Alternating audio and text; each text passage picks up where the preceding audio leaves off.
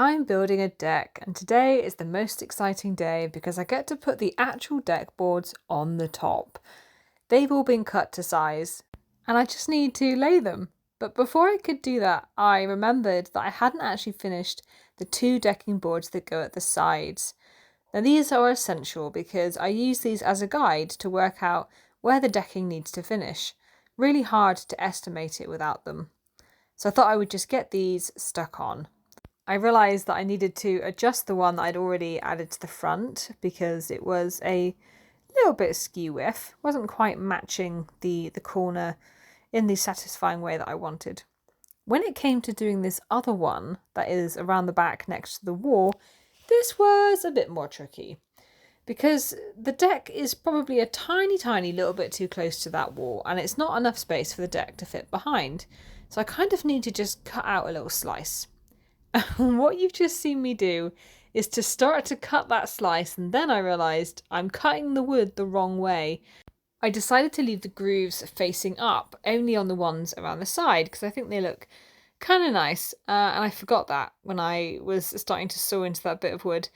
But it was okay, because I hadn't sawed too far into the piece of wood, and the bit that I sawed off caught it anyway, so my little mistake disappeared. No one will ever know except me and all of you. What I did find is that after I'd cut the first bit off, it almost fit, but it wasn't quite snug. It was still standing a little bit tall, so I was just coming back every now and again and shaving off just a teeny tiny little bit more, working out where the stones are, and just shaving it off as I needed. I originally recorded this video as a time lapse, and then I've had to slow it right down to be able to show you the detail, because obviously I didn't expect to make any mistakes that were worth showing. But I think having done that makes me feel like this is a wanted video. You know, like when you're watching Crime Stoppers or something and the video footage they have only has every other frame or something. That's how I feel that I look here. Once I found a shape that fit, I paused very briefly to add some decking oil onto the edges, just to protect the wood. Just to protect the wood that's been cut.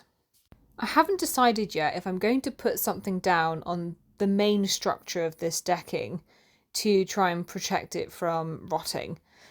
But because this video was actually done last week, I'm still catching up on my content. As many of you would have seen, the finished video is done. I've created it. I worked with the brand on this, and so I needed to get it finished in time for that. And so I have finished this deck, but there's still a few more things I need to get done for it to be perfectly finished. And you're going to see exactly what I mean in just a minute. I couldn't attach this decking board from the outside very well, so I just secured this from the inside, which worked just as well. I also wanted to finish securing the decking boards because I want to show you what I did around the top, how I finished the top of this decking. Now this might seem like a really weird way to start, but I started by taking the bits of wood that were already in the right position off of the deck. Now, why would I do this? This makes it seem like I'm doing more work. And the answer is, yeah, I am doing more work because I want to capture in my short form video that I'm creating what it looks like to do the decking from start to finish. And I figured if I started with a completely empty deck, it would be more visually appealing. Gives that really satisfying sense of having transformed something from start to the end. When I install the decking, I made this super handy little tool. Well, actually, I made two of them. And this is designed to go in between each of the decking boards, and it stops them from going too close together. It keeps this consistent size for every single board, one either side for consistency. So here is that video that I mentioned. This is the start to the finish of attaching the decking boards. I just added a couple of screws either side to secure it in place. As I mentioned, I'll probably be taking this back up, in particular because I want to use decking oil on the other sides of these boards. It's not something I had time to do, but it's something that I would like to do. I stuck in all of the screws first of all. Well, actually I drilled all the pilot holes, which is what you just saw. And then I added all the screws in one go so that I could just go around and bash through all of them. What you may not have seen is that I've added a decking board right at the bottom of your screen. I've added a decking board onto the edge so that I could just butt them up against that and it would keep them straight every time, so I wasn't having to work out where the edge of the deck was repeatedly. I also had quite the surprise when navigating through my garden, and I discovered that there's baby fish in my garden. This wasn't supposed to happen. It's right in the middle of the screen. It's very small. You'll have to watch carefully to see the movement. That is a baby goldfish. Yeah, my fish have been ask your parents. I'm going to show you in quick time what I did on the top of here. Then after this, I'm going to show you a breakdown of some of the content of what I actually did and what some of the mistakes that I made were. The general gist is that I'm just adding 4 pieces of wood all the way around. It gives it an extra bit of structure, which is super handy. And I'm going to turn this into a pergola, which is something I've only decided in the last few days. I've gone and I've picked up some wood to make that happen as well. So this is where it started. I just reminded myself of the distance between these 2 pieces of wood. When I installed the wood on there as it is now, I installed them the correct distance apart. So this is where they should be. This is the correct location in terms of width, but they're not the correct location in terms of the height that I wanted them. I want them to be right at the top of the posts. You might remember from a previous video that I pointed out that the posts are going to be ever so slightly different heights depending on how far I've dug into the ground. So I don't necessarily think that these posts are going to end up being the same height. So I kind of have to attach the attach the wood with the level at the same time to make sure that it's actually level to the ground. I'm sneaking off with those 2 pieces of wood to cut them both to the correct size. They're both exactly the same size because one's taken from the top and one's taken from the bottom, and this decking is the same width across both parts. I kind of guessed by looking that this post that I'm starting on was the lowest out of all of them, so I'm going to drill this directly to the very top of it. Now, this was so hard to do with just one person because I'm having to hold it as well as put the level measure on and then hold the post and then hold the screw and make sure I've got the drill, and I've not got a tool belt on it or anything, so I can't even put my drill into it. And then I realised I was attaching it on the wrong side. I wanted it to be on the outside because it just makes it feel a bit more open, a bit more space on the inside. So I screwed this initial one in only with one screw so I could sort of use it as a bit of a lever to find the right height on the other side. Again, using my 1500 arms to make this work.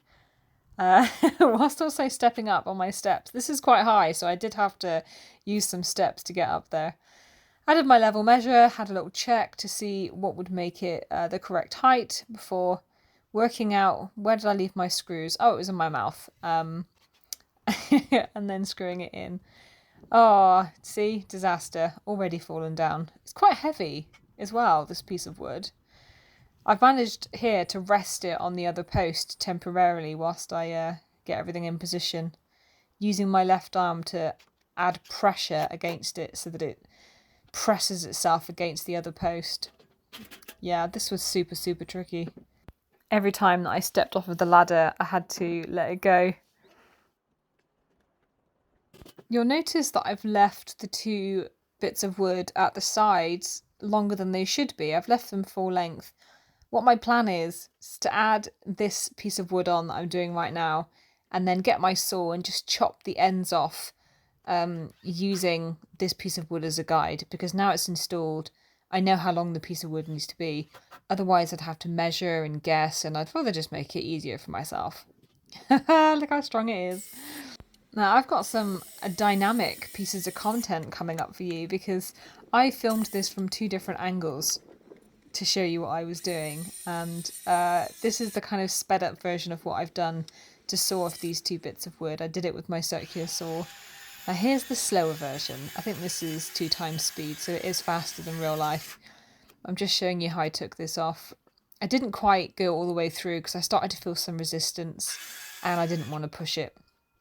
If you're new to using circular saws, I would highly recommend using them on a flat surface. They are not easy to use at this angle. It's a little bit less safe to use them like this. And, you know, I'm obviously having to stand awkwardly on a wall. It's not all that stable, so...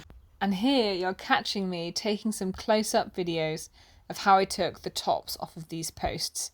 I did it with this reciprocating saw. It was impossible to do with one hand, so I just wanted to get the shot of how it looked. But this is that shot. You get to see both.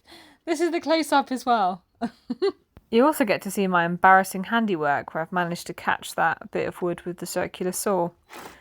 Oh well. I probably could have used this instead of the circular saw for cutting those other bits. It's quite easy to use actually. I do like this tool. I always make sure to maintain this tool and to keep it clean.